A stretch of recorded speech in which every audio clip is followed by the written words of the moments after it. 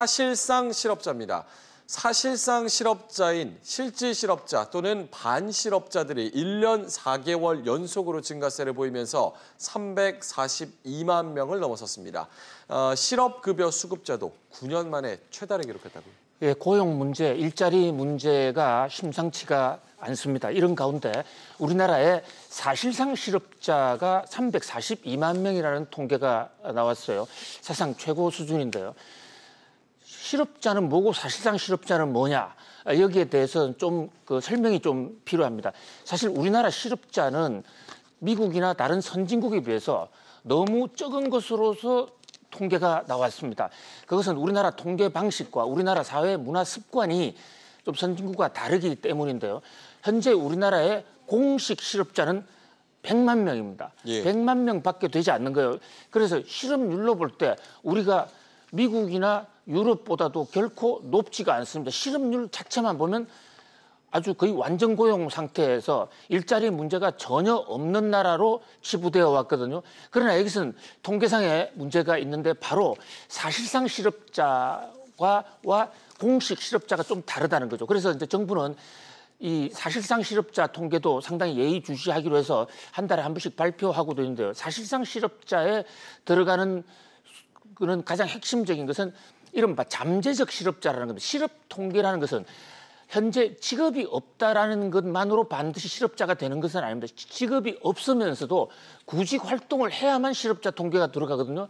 그런데 우리나라는 지금 이른바 고시, 공시가 있어가지고 실업자면서도 이 사람들은 취업 활동을, 구직 활동을 하지 않아요. 시험 치는 거 외에는 그냥 신림동에서 또는 상도동에서 공부만 합니다. 취준생 말씀하시는 거죠? 예, 취준생. 예. 이 취준생들이 사실상 실업자입니다. 예. 그 밖에 또 하나 우리나라에는 주부라는 직업이 있어요. 예.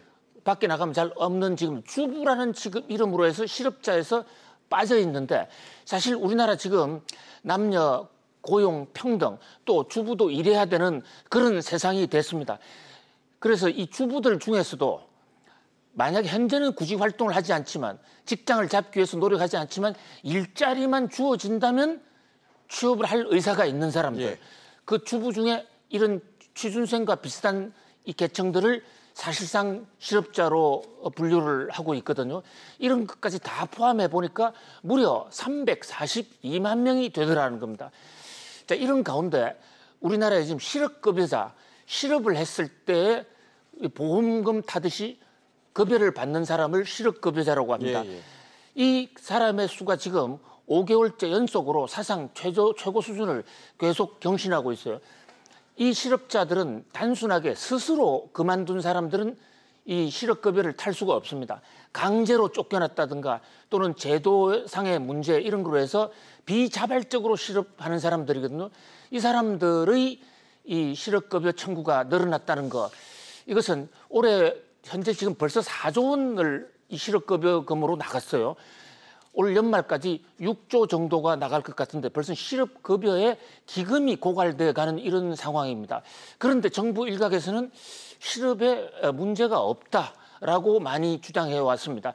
구조적인 문제다, 계절적인 문제다 또는 중국의 이 관광객이 적어서 여행업이 위축되는 바람에 등등 해서 많은 변명을 해왔는데 물론 그럴 수도 있습니다. 그러나 아무튼 5개월 이상 지금 실업급여자가 증가하고 있다는 사실에 주목해야 될 것 같고요.